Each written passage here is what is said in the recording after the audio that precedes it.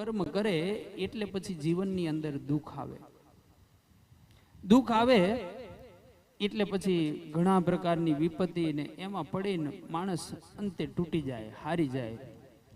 પણ સંત પુરુષો કહે છે કે આ દુઃખ આવે ને ત્યારે એટલું બધું આમ કઈ શોક મગ્ન બની જવાની જરૂરિયાત નથી.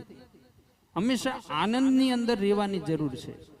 કારણ કે દુઃખ છે ને એ તો બરફના પહાડ જેવું છે. બરફનો પહાડ ગમે તેટલો મોટો હોય પણ જેવો થોડો પ્રભુ રૂપી એમાં પ્રકાશ ને તડકો ને આવે ને એટલે ધીમે ધીમે ઓગળતો જાય. એટલે ગમે એટલું દુઃખ આવે જીવનની અંદર હંમેશા હરિનામ સંકીર્તન કરતા રહેવું જોઈએ.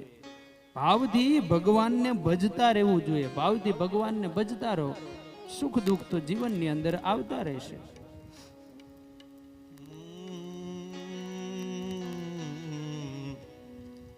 ભાવ ધરી ભજવા ભગવાન, સુખ દુઃખ આવે સંસારમાં. ભજવા ભગવાન, સુખ દુઃખ તો આવે સંસારમાં.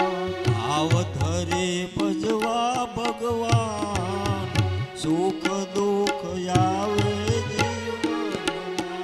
ભાવ ધરી ભજવા ભગવાન, સુખ દુઃખ આવે સંસારમાં. દેવોને પણ દુઃખ પડે, માનવ શું કામ રડે.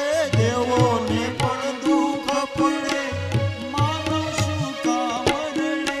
દેવોને પણ દુઃખ પડે, માનવ શું કામ રડે. દેવોને પણ દુઃખ પડે, માનવ શું કામ રડે.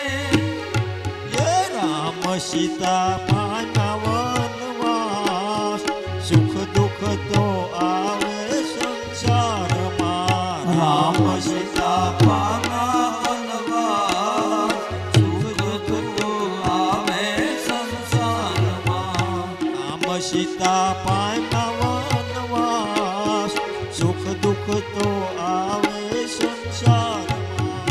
રામ સીતા પાના વનવાસ, સુખ દુઃખ આવે સંસારમાં.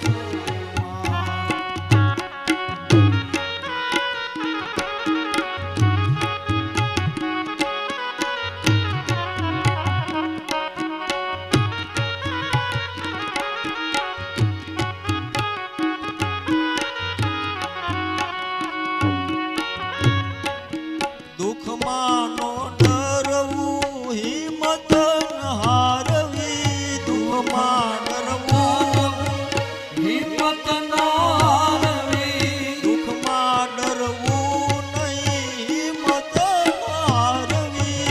દુઃખમાં ડરવું નહીં, હિંમત નો હારવી. હળવેથી જીવનની હોડી હંકારવી. હળવેથી જીવનની હોડી હંકારવી. હળવેથી જીવનની હોડી હંકારવી.